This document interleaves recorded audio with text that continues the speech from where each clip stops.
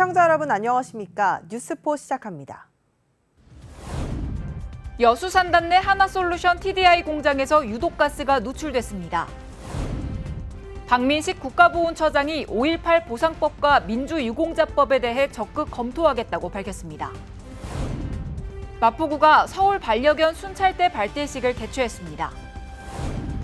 횡성군이 군용비행장 소음 피해 주민에게 보상금을 지급합니다. 민선 8기 광주시 첫 추경 예산안이 의회를 통과했습니다. 맹독성 가스인 포스겐을 취급하는 여수산단 내 하나솔루션 TDI 공장에서 유독가스가 누출됐습니다. 하지만 소방이나 환경당국에 신고를 하지 않고 사고를 은폐하려 했던 것으로 확인됐습니다. 여수산단 하나솔루션 TDI에서 유독가스가 누출된 건 31일 오전 6시 51분. 갑작스러운 정전으로 공장 가동이 중단되면서 유독가스 소량이 누출됐습니다. 바로 옆 대기업 공장도 유독가스를 감지하고 대피령을 내렸습니다. 그 수치가 떨어져야지만이 비상해제를 하는데 아침 7시 15분까지 해가지고 수치가 아직까지 높아가지고. 사고도 문제지만 더욱 큰 문제는 하나솔루션 TDI가 유독가스 누출 사고를 은폐하려 했다는 점입니다.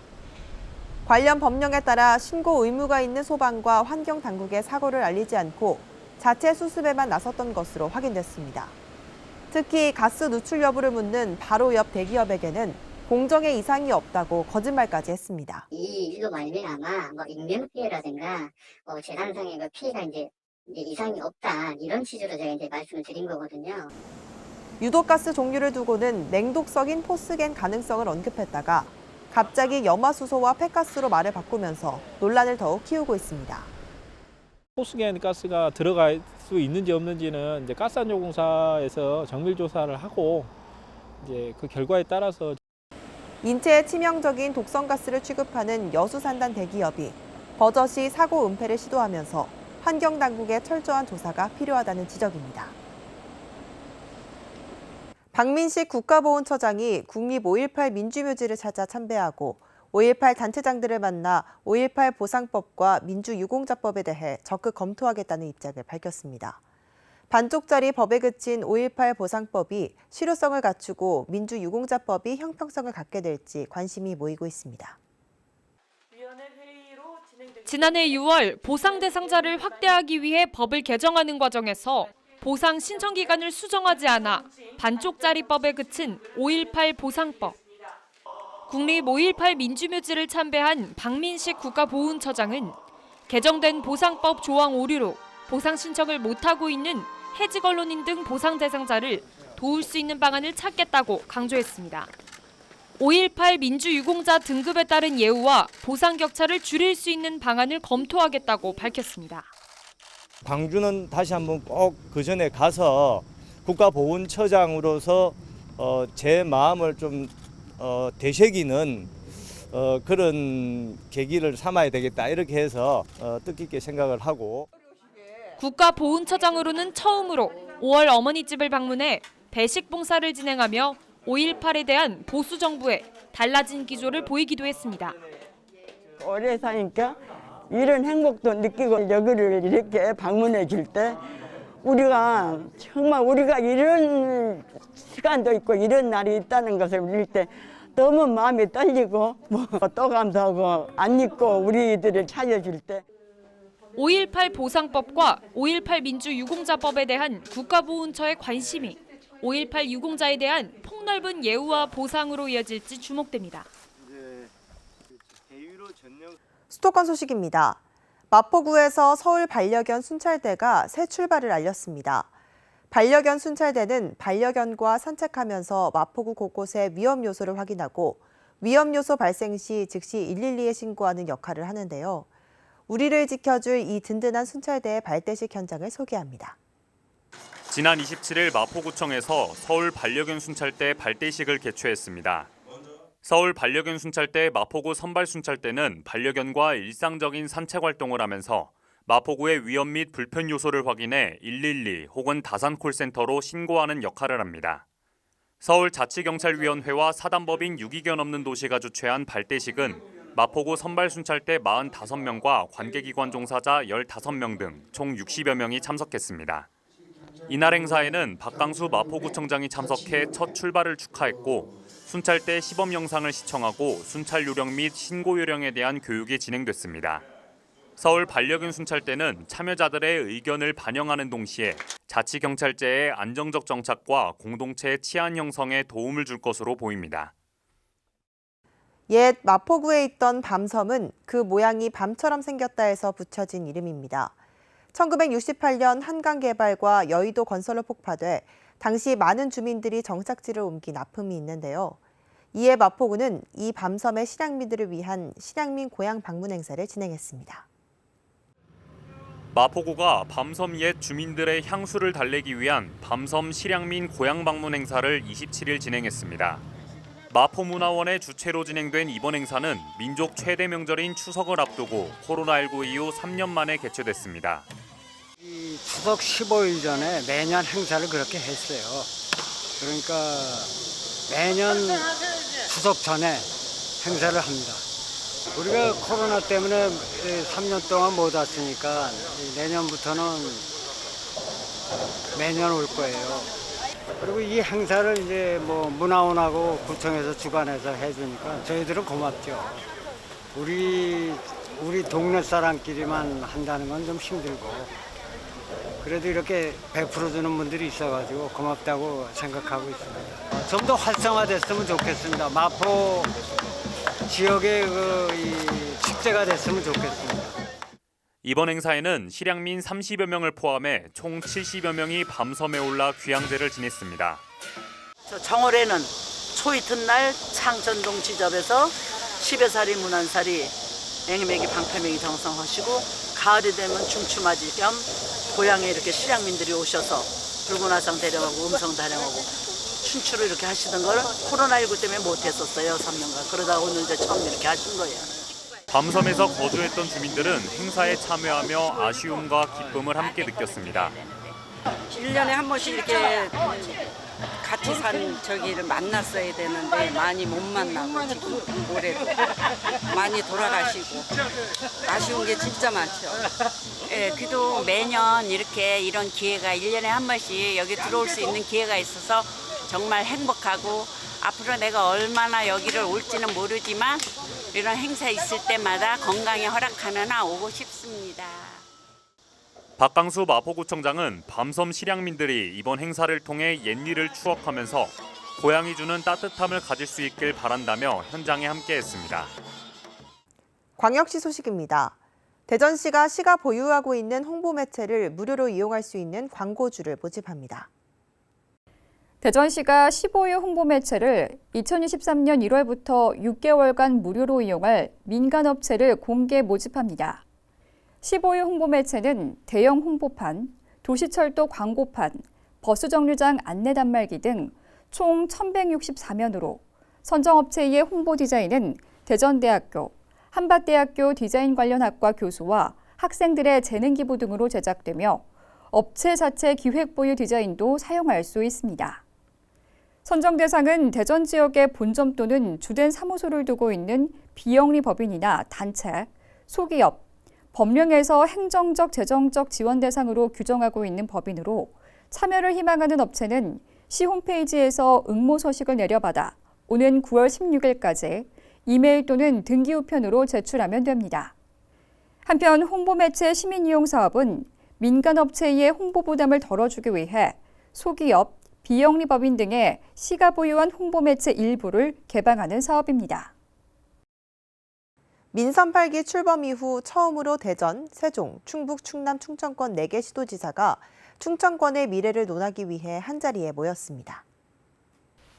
지난 8월 29일 세종지방자치회관에서 이장우 대전시장을 비롯해 최민우 세종시장, 김영환 충북지사, 김태흠 충남지사가 참석한 가운데 제31회 충청권 행정협의회가 개최됐습니다. 이날 행정협의회는 충청권 공동영역 한 건에 대한 최종 보고와 공통안건 3건에 대한 논의로 진행됐습니다. 먼저 이 자리에서 4개 시도지사들은 충청권 특별지방자치단체 운영 및 설립 방안 용역을 통해 도출한 방안을 충청권에 단계적으로 적용하고 내실 운영할 수 있도록 지속 협력하기로 했습니다. 또한 충청권 특별지자체 설립을 위한 합동추진단 구성, 행복도시권 통합환승요금체계 시스템 구축, 국가철도망 계획 조기 추진 및 충청권 동서축 철도망 구축 등 공통안건 3가지를 향후 충청권 공통사업으로 대응 추진하기로 뜻을 모았습니다. 대구시가 지역산업 분야별 디지털 융합혁신 가속화로 국가 디지털 경쟁력 제고 이행과 관련해 업무 협약을 체결하고 디지털 혁신 비전 선포식을 열었습니다. 과학기술정보통신부와 대구시가 국정과제인 지역산업 분야별 디지털 융합혁신 가속화로 국가 디지털 경쟁력 제고 이행과 관련해 업무 협약을 체결하고 디지털 혁신 비전 선포식을 열었습니다. 31일 열린 협약식은 국정과제와 더불어 대통령의 대구 지역 공약인 미래 디지털 데이터 산업 거점도시 조성을 뒷받침하기 위한 대구시 협력 사업을 효과적으로 추진하기 위해 마련됐습니다. 과기정통부와 대구시는 디지털 경제의 핵심 기술인 인공지능, 빅데이터, 블록체인을 기반으로 인공지능 관련 예타 사업 기획을 추진해 대구 디지털 혁신을 위한 협력을 강화하기로 했습니다. 대구시는 대구 디지털 혁신진흥원을 중심으로 2조 2천억 원 규모의 8대 프로젝트를 계획 중이며 과기정통부는 정보통신산업진흥원의 컨설팅으로 예비 타당성 조사 등을 지원할 예정입니다. 강원도 소식입니다. 평창군은 평창군청 대회의실에서 평창군 도시경관 기록 및 관리 시스템 구축 용역 최종 보고회를 개최했습니다. 최종 보고회는 평창군수 등 관계자 30여 명이 참석한 가운데 강원연구원 추용욱 박사와 DQ 장석현 이사의 도시경관 기록 및 관리 시스템 구축 경과보고, 평창군 도시경관 포털 오픈, 도시경관 사진 및 영상 전시회 등으로 진행됐습니다. 본 최종 보고회 이후 도시경관 기록화 사업 보고서를 비롯하여 자연, 시가지 관광지, 특정 경관, 생활유산 경관 등의 모습을 담은 평창군 도시경관 사진집과 미니 앨범이 제작될 계획입니다. 특히 드론 및 항공 촬영을 통해 다양한 경관을 사실적으로 기록한 화보 및 관련 영상 자료들은 9월경 평창군 도시경관 포털을 통해 공개할 예정입니다. 평창군은 전국 군 단위 최초로 평창군 도시경관 기록 및 관리 시스템을 성공적으로 구축하게 되어 자랑스럽고, 이를 통해 평창군을 대내외에 널리 알려 도시 인지도 향상과 경쟁력 확보에 최선을 다하겠다고 말했습니다. 횡성군이 군용비행장 소음 피해 보상금을 신청한 주민을 대상으로 1차 보상금 지급에 들어갔습니다. 횡성군은 군용비행장 군 사격장의 소음 방지와 피해 보상에 관한 법률이 시행됨에 따라 시행일로부터 2021년 12월 31일까지 횡성군 소음 대책 지역 내 주소지를 둔 주민에게 올해 1월부터 2월까지 피해 보상금 지급 신청을 받았는데요. 5월 보상금 결정 통지 후에 이의 신청이 없는 3만여 건에 대해 약 47억 3천만 원의 보상금을 지급합니다. 이의 신청 후 확인된 소음 피해자에 대한 보상금은 오는 10월에 지급할 계획이며, 올해 2020년도, 2021년도 소음 피해 보상금을 신청하지 못한 주민들은 내년에 소급하여 신청할 수 있습니다. 충청도 소식입니다. 충북도가 2022년 행복마을 사업 1단계 추진마을 19곳을 대상으로 2단계 행복마을 선정을 위한 평가를 실시합니다. 행복마을 사업은 현재까지 총 161개 마을이 참여해 약 562억 원의 예산을 지원받는 등 매년 큰 호응을 얻고 있습니다. 올해 2단계 행복마을 선정은 현장평가와 발표평가 총 2번의 평가를 거쳐 결정되며, 현장평가는 사업 추진 노력과 2단계 사업 추진 의지 등을 중점적으로 평가할 방침입니다. 발표평가는 10월 중에 추진될 예정이며, 축하 공연도 함께 진행해 주민화합과 축제회장을 마련할 계획입니다. 충북도가 복지 사각지대 위기 가구를 보다 선제적으로 발굴해 지원하고자 복지 안전망 강화 대책을 마련했습니다. 도는 고위험 가구 발생 시 직접 방문 상담을 통해 지원 가능한 서비스를 즉각적으로 연계할 계획입니다. 또한 의료기관에서 위기 가구를 발견한 즉시 읍면동에 신고하는 체계를 강화할 예정입니다. 아울러 지역의 인적 안전망을 재정비하고 민관 협력을 통해 행정체계에서 놓칠 수 있는 위기가구까지 세심하게 발굴할 계획입니다. 경상도 소식입니다. 포항 북구청이 새로운 모습으로 업무를 개시해 시민들의 곁을 찾은 지도 어느덧 2달여가 흘렀습니다. 시는 지난 25일 북구청 신청사 개청식을 가지고 시민과 함께하는 더 큰 포항 실현을 다시 한번 다짐했습니다. 25일 포항시 북구청 신청사 개청식이 열렸습니다. 이날 개청식은 도시숲과 문화 행정이 어우러진 시민 행복 공간인 북구청사 개청을 축하하기 위해 열렸으며 기념식과 함께 각종 공연이 펼쳐졌습니다. 이번에 건립된 북구청 신청사는 포항 구도심 재생의 신호탄으로 시민들이 청산의 문화예술 팩토리에서 다양한 문화생활을 누리도록 하고 부진의 도시숲을 통해 자연 친화적 휴식 공간을 제공하며 복합 행정 문화 거점 공간으로서 역할을 합니다. 또 신청사 옆에 건립 중인 포항 중앙행복주택은 저렴한 임대료로 청년, 신혼부부 등의 안정적인 주거 생활을 도울 예정입니다. 한편 북구청사 자리에 건립되는 청년 창업 플랫폼 청소년 문화의 집은 청년 창업 허브로 자리 잡아 구도심 일대를 활기찬 공간으로 변화시킬 것으로 기대됩니다. 포항시가 ESG 스타트업 허브 비전 선포식을 개최했습니다. 지난 26일 ESG 스타트업 허브 비전 선포식이 개최됐습니다. 이번 비전 선포식은 포항의 ESG 글로벌 창업 생태계를 조성하기 위한 첫 걸음으로 포항시가 지방대학과의 협력을 통해 지방 소멸 위기를 자체적으로 극복하기 위한 선도 사업의 일환입니다. 비전 선포식에서는 ESG 창업센터 건립 계획을 중심으로 하는 한동대학교의 비전 발표가 있었으며 글로벌 투자사와 운용사, 스타트업의 발표 및 토론이 진행돼 ESG 스타트업의 비전에 대한 아이디어를 공유했습니다. 한동대학교 내에 들어서는 ESG 창업센터는 내년 12월 완공을 목표로 하며 포항을 기반으로 하는 ESG 스타트업이 입주해 창업 교육 및 멘토링 등의 지원을 받아 안정적으로 사업을 추진할 수 있게 됩니다. 포항시는 창업하기 좋은 ESG 글로벌 혁신 도시를 위해 아낌없는 투자와 지원을 할 방침입니다. 광주 전남 소식입니다. 민선 8기 광주시 첫 추경 예산안이 우여곡절 끝에 의회를 통과했습니다. 광주시와 시의회가 수차례 서로에 대한 아쉬움을 표현하면서 앞으로 남은 민선 8기 갈등 보감을 과제로 남겼습니다. 광주광역시의회가 2022년 광주시 추가경정 예산안 7조 7,461억 원을 의결했습니다. 세입 분야에서 소폭 증액되기도 했지만 공약 사업이 대거 포함된 세출 예산 32억 2,500만 원이 삭감됐습니다. 대표적으로 강기정 광주시장이 계획한 수소 트램 설치 용역 예산 1억 원이 삭감됐습니다. 또 미취업 청년들의 진로와 적성을 찾기 위한 청년 갭이어 예산 2천만 원도 의회 벽을 넘지 못했습니다. 강기정 시장은 공약 사업 예산 삭감에 대해 강한 어조로 우려를 나타냈습니다. 트램 예산과 갭이어 예산은 저로 보면 매우 안타까운 저 왼팔이 잘려나가는 느낌의 예산. 이후 시의회 증액 예산을 둘러싸고 강 시장과 시의회 사이에 진실 공방이 벌어지기도 했습니다. 추경을 처리하고 나서도 시의회에서는 광주시의 불통에 대해 아쉬움을 내놨습니다. 사업 내용에 대한 공유가 있었더라면 훨씬 더 일 처리하는 데 있어서 순조롭지 않았을까라는 그런 아쉬움이 좀 있습니다. 광주시장과 시의원 23명 중 22명은 민주당 소속입니다. 고흥과 여수해역에서 발생한 적조가 주의보에서 경보로 격상된 가운데 양식어장 근처까지 빠르게 확산되고 있습니다. 방역당국과 어민들은 황토 살포에 나서는 등 피해를 막기 위해 안간힘을 쓰고 있습니다.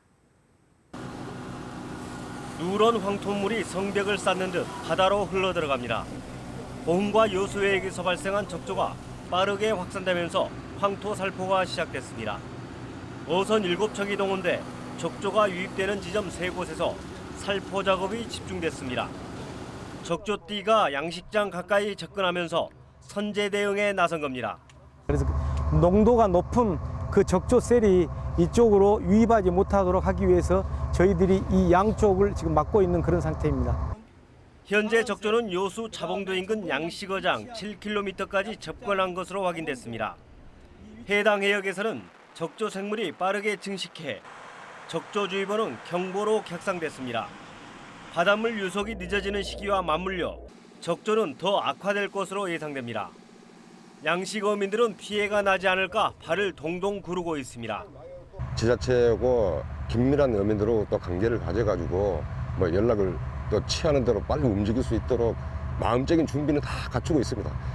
전남도와 지자체는 적조 예찰 활동을 강화하는 한편 기동 대응반을 구성해 방제 활동에 나서고 있습니다. 전남도가 확보한 내년도 국비는 8조 2천억 원대로 지난해보다 조금 줄었습니다. 전남도는 신규 사업이 많이 반영돼 의미가 있다고 평가했습니다. 전남도가 확보한 내년도 정부 예산은 8조 2,030억 원. 지난해 국회에서 확정된 전남도 올해 예산 8조 3,914억 원보다 3.2% 줄어든 수치입니다. 전남도는 국가 SOC 예산이 크게 감축되면서 불가피했다고 해명했습니다. 하지만 2년 연속 8조 원을 넘었고 지역 신규 전략 사업도 다수가 반영돼 의미가 크다고 평가했습니다. 산업혁신의 중심에 서겠다라는 블루 이코노미 도정 목표를 가지고 있습니다. 그에 맞추어서 의미 있는 신규 사업들이 많이 반영됐습니다.